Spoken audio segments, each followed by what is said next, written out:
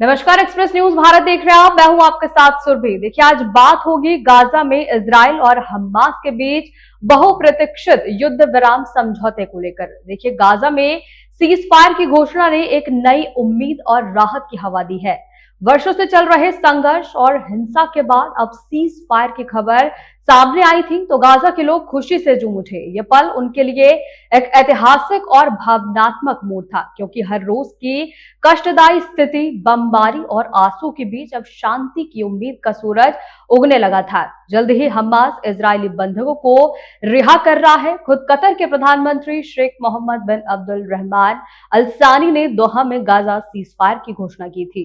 Qatar की राजधानी दोहा में इजराइल और हमास संघर्ष विराम समझौते पर सहमत हो चुके हैं। यहीं पर दोनों के बीच कई सप्ताह तक बातचीत हुई थी। इन दोनों के बीच संघर्ष विराम समझौता रविवार को लागू हो गया। इजराइल हमास के बीच सीज फायर की खबर दुनिया के लिए सुकून देने वाली खबर है। इस तरह से मिडिल ईस्ट में एक बड़े युद्ध का अंत हो गया है। खुद नेतन्याहू ने डोनाल्ड ट्रंप और जो बाइडेन को इस समझौते के लिए धन्यवाद भी दिया है। देखिए, शांति केवल युद्ध के अंत का नाम नहीं है, ये जीवन की एक नई शुरुआत भी है। इस सीज फायर ने गाजा के लोगों को ये एहसास दिला दिया कि युद्ध सिर्फ बाहरी संघर्ष नहीं बल्कि आंतरिक शांति की तलाश भी है।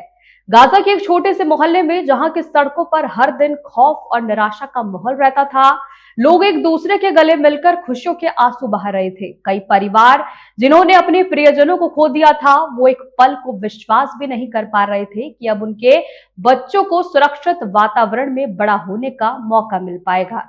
एक स्थानीय शिक्षक ने बताया कि ये उनके लिए सिर्फ एक सीज फायर नहीं है, बल्कि ये एक जिंदगी की शुरुआत है। उन्हें अब अपने बच्चों के लिए एक बेहतर भविष्य की उम्मीद जागी है। महिलाएं और बच्चे जो लंबे समय से अपने घरों से बाहर नहीं निकल पाते थे, अब सड़क पर खुशी से दौड़ रहे थे और शांति का प्रतीक भी बना रहे थे। इजराइल हमास संघर्ष विराम समझौते के बाद निवर्तमान अमेरिकी राष्ट्रपति जो बाइडेन खुशी जताते हुए कहा कि पिछले साल मई में उन्होंने मध्य पूर्व के लिए जो सौदा पेश किया था वो आखिरकार सफल हो गया है। यानी युद्ध विराम का असर गाजा में हुआ है और आज हम बंधकों को रिहा होते हुए भी देख रहे हैं। गाजा में हमास के कैद से रिहा हुए 3 इजरायली बंधकों की घर वापसी के कुछ घंटों बाद इजराइल ने आज तड़के 90 फिलिस्तीनी बंदियों को रिहा कर दिया है। यानी बंदियों को ले जाने वाली बड़ी सफेद बसें वेस्ट बैंक के रामल्लाह शहर के ठीक बाहर इजराइल की ऑफर जेल से बाहर निकली, जिसके बाद आतिशबाजी शुरू हो गई। यानी फिलिस्तीनियों की भीड़ नारे लगाते हुए बसों में उमड़ पड़ी। फिलिस्तीनी प्राधिकरण के कैदी मामलों के आयोग की लिस्ट के अनुसार रिहा किए गए सभी लोग महिलाएं या नाबालिग थे। इजराइल ने लिस्ट में शामिल सभी लोगों को देश की सुरक्षा से संबंधित अपराध, पत्थर फेंकने से लेकर हत्या के प्रयास जैसे अधिक गंभीर आरोपों के लिए हिरासत में लिया था।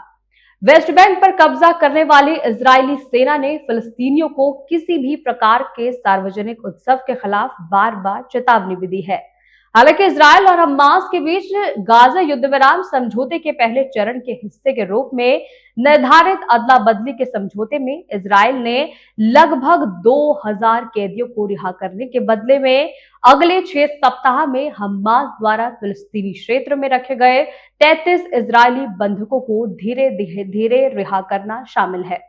ये सीजफायर केवल एक सैन्य समझौता नहीं है, बल्कि ये गाजा के निवासियों के लिए मानसिक और भावनात्मक राहत का प्रतीक बन गया है। अब गाजा के लोग आशा और विश्वास के साथ आगे बढ़ने की उम्मीद कर रहे हैं, लेकिन ये शांति आखिर कितने दिन टिकेगी ये भविष्य पर निर्भर करेगा। लेकिन इस सीजफायर के बाद गाजा के लोग एक नई दिशा में सोचने लगे हैं। शांति, सुरक्षा और एक साथ रहने की उम्मीद से भरी ये उन लोगों के लिए नई सुबह का रूप